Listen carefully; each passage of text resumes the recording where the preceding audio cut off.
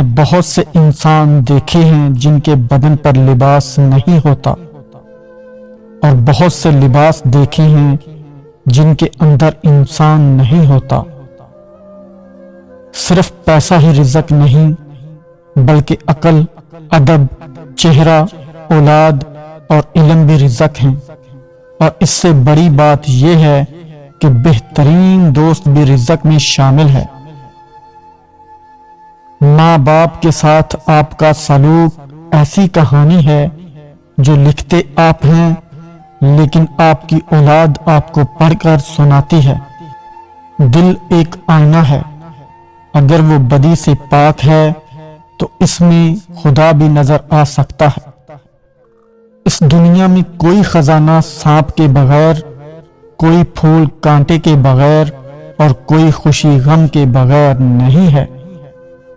پرسکون وہ ہے جس کو کم یا زیادہ کی فکر نہیں۔ جب دنیا آپ کو گھٹنوں پر دھکیل دیتی ہے تو آپ نماز کے لیے بہترین مقام پر ہوتے ہیں۔ اکیلا رہنا بری صحبت میں رہنے سے بہتر ہے۔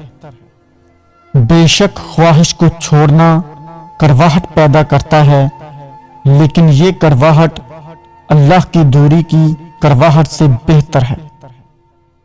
اگر میرا علم مجھے انسان سے محبت کرنا نہیں سکھاتا تو ایک جاہل مجھ سے 1000 درجہ بہتر ہے۔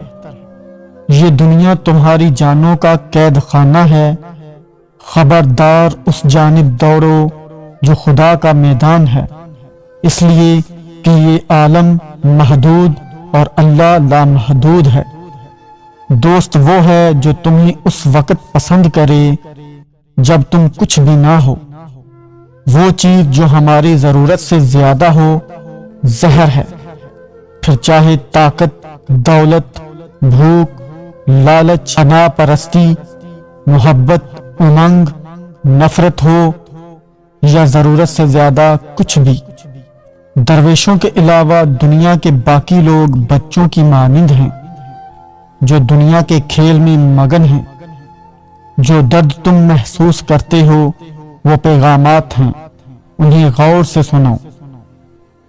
خاموشی سمندر ہے اور گفتگو نہر ہے۔ تجھے سمندر تلاش کر رہا ہے تو نہر کی تلاش نہ کر۔ اپنے دل کو اس وقت تک توڑتے رہو جب تک یہ کشادہ نہ ہو جائے۔ غمگین نہ ہو، جو بھی تو کھوتا ہے اسے کسی نہ کسی اور نعمت کی صورت واپس پا لیتا ہے۔ انسان اپنے اندر چھپی ہوئی نفسانی خواہش کی وجہ سے برے لوگوں سے مغلوب ہو جاتا ہے۔ جو کچھ بھی تم سوچتے ہو فنا ہے، مانو وہ جو تمہاری سوچ میں نہیں اسے خدا جانو۔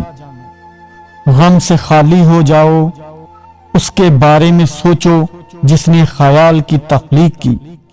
انسان کو خدا نے بہترین سانچے میں ڈھال کر پیدا کیا ہے۔